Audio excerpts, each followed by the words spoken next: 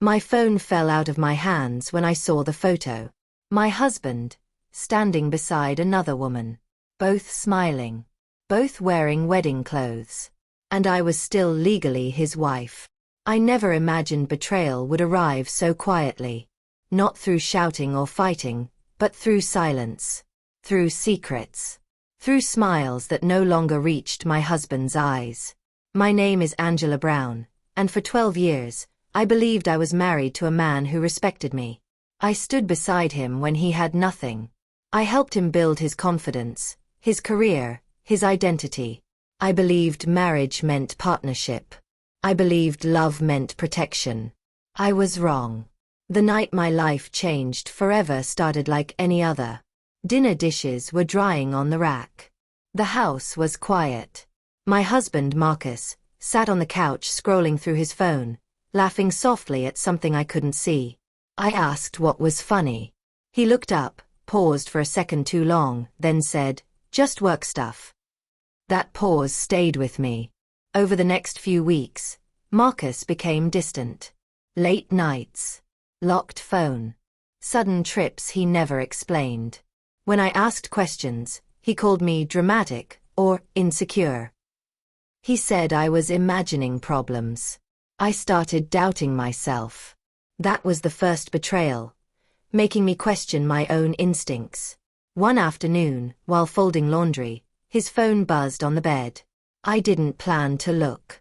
But the name on the screen froze my breath. A woman's name I didn't recognize. And beneath it, one word. Wife. My heart pounded so hard I thought I might pass out. I opened the message. Then another. Then another. Photos followed. Wedding photos. My husband standing beside another woman in white. My knees gave out. I sat on the floor, shaking, staring at proof that my marriage had been destroyed without my knowledge, without my consent. When Marcus came home, I confronted him. I didn't scream. I didn't throw anything. I simply asked, "How long have you been married to her?" He didn't deny it. He sighed, like I was the inconvenience. He said it was already done. He said it was necessary. He said I would get used to it. That was the moment I realized I was no longer a wife to him. I was property. Marcus told me he had planned the marriage for months. That his family knew. That his friends attended. Everyone knew. Except me. When I cried, he said I was embarrassing him. When I begged him to explain, he said I had no right to question his decisions. I felt erased. 4 weeks after that, I lived in a fog. I went to work. I smiled at strangers. I came home to a man who slept peacefully beside me while another woman called him husband somewhere else. I blamed myself. I asked what I did wrong. I replayed every argument, every quiet moment, every sacrifice. I lost weight. I lost sleep. I lost my voice. That's what emotional abuse does. It doesn't leave bruises. It leaves doubt. One evening, Marcus told me he expected me to accept the situation.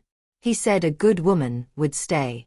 He said if I left, I would be alone, unwanted, and ashamed. That night, I looked at myself in the mirror for a long time. I barely recognized the woman staring back. Her eyes were tired. Her shoulders were slumped. But somewhere beneath the pain, I saw something else. Anger. And clarity. I realized love should never require silence. Marriage should never require humiliation. And survival sometimes means walking away from everything you once prayed for. I didn't leave immediately. I planned quietly. I saved money. I spoke to a counselor. I reached out to women who had survived similar betrayals. For the first time in months, I felt less alone. The day I told Marcus I was leaving, he laughed. He said I'd be back. He said I didn't have the strength. I packed one suitcase. I walked out of that house with shaking hands and a steady heart. The weeks that followed were hard. I slept on a friend's couch. I cried in the shower. Some nights, I wondered if leaving was a mistake. Trauma doesn't disappear just because you choose freedom. But slowly, something changed. I started sleeping through the night. I laughed again. I spoke without fear. I remembered who I was before I became someone's silent sacrifice. I filed for divorce. I reclaimed my name. I rebuilt my confidence piece by piece. Today, I speak openly about what happened to me. Not because it doesn't hurt, but because silence protects abusers. Stories protect survivors. If you are watching this and living in quiet pain, know this: betrayal does not define your worth. Survival is not weakness. Walking away is not failure. Sometimes the bravest thing a woman can do is choose herself. Marcus married another woman without my consent. But I remarried myself, with dignity, truth, and strength. And this time, I will never abandon me again. If this story touched you, ask yourself one question. How many people are suffering in silence because they were taught endurance instead of self-respect? Share this story. Start the conversation. You never know who needs permission to leave. Love without respect is not love. Marriage without consent is abuse. And choosing yourself is not selfish. It is survival. After I left that house, people assumed the hardest part was over. They were wrong. Leaving was only the beginning. Healing was the real battle. The silence in my new space felt loud at first. No footsteps. No television noise. No tension in the air. Just me and my thoughts. At night, memories crept in like shadows. The good moments tried to confuse me. The bad ones demanded to be felt. Some nights, I cried until my chest hurt. Other nights, I stared at the ceiling, wondering how someone could share a life with you and still erase you so easily. Marcus didn't disappear quietly. He started calling, then texting, then showing up unannounced. His tone changed depending on the day. One moment, he begged me to come back. The next, he blamed me for ruining everything. He said I was destroying the family image. He said people were laughing at him because I left. Not once did he say he was sorry. When I didn't respond, he tried another tactic. Fear. He told me I would regret leaving. He said I wouldn't survive on my own.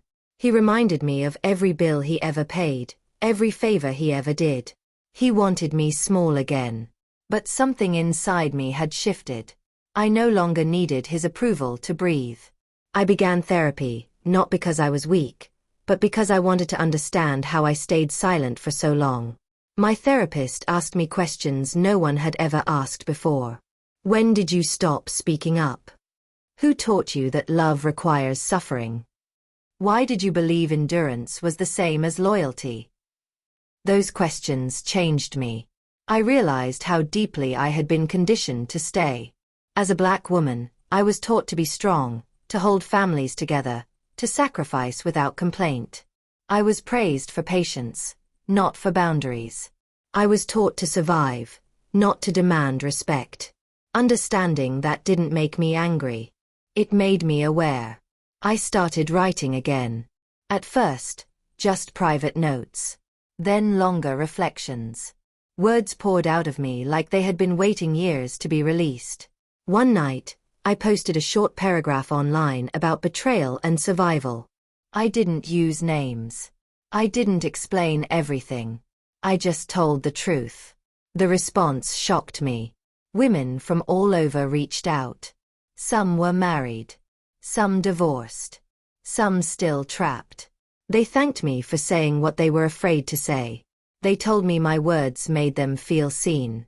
That's when I understood something powerful. My pain had purpose. Marcus eventually stopped calling.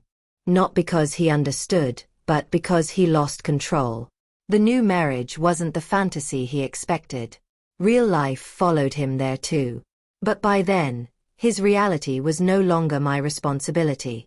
The divorce process was slow and emotionally draining. He tried to delay it. He tried to intimidate me. But I stood firm. Every document signed felt like reclaiming a piece of myself. When the judge finalized it, I didn't celebrate loudly. I simply exhaled. A long, deep breath I had been holding for years. Freedom doesn't always look dramatic. Sometimes it looks like peace. I moved into a small apartment of my own. It wasn't fancy, but it was safe. I decorated slowly. I chose colors I liked. Music I loved. Silence when I needed it. For the first time in a long time, my space reflected me. I started speaking at small community events, women's groups, church meetings, quiet rooms filled with heavy stories. I didn't present myself as a hero. I presented myself as honest. I talked about emotional abuse, manipulation, forced decisions, and the damage of ignoring consent within marriage. Some people were uncomfortable. Others were relieved. Truth often does both. What surprised me most was how many men listened too. Some admitted they had normalized controlling behavior. Some said they never realized silence could be a form of harm. Awareness started conversations that had been avoided for generations. Healing was not a straight line. Some days I felt strong. Other days I felt broken again. But I no longer judged myself for it. Healing is not about forgetting. It's about integrating the pain without letting it define you. One evening, I ran into Marcus unexpectedly at a grocery store. He looked tired. Older. Smaller somehow. He tried to speak to me. I nodded politely and kept walking. My heart didn't race. My hands didn't shake. That was the moment I knew I was free. I didn't need closure from him. I had already given it to myself. Today, my life is quieter, but fuller. I mentor young women. I advocate for consent education in marriage. I remind people that love is not ownership and tradition should never excuse harm. If you are watching this and questioning your reality, trust yourself. If something feels wrong, it usually is. Love should not erase your voice. Commitment should not demand your suffering. Walking away does not mean you failed. Sometimes it means you finally succeeded in choosing yourself. I survived betrayal not by becoming bitter, but by becoming aware. I lost a marriage, but I gained my life. And that trade was worth everything. If this story resonated with you, leave a comment. Share your thoughts. Share your truth. Your voice might be the light someone else is searching for. Moral of the story. Self-respect is not rebellion. Consent is not optional. And survival becomes powerful when it turns into purpose.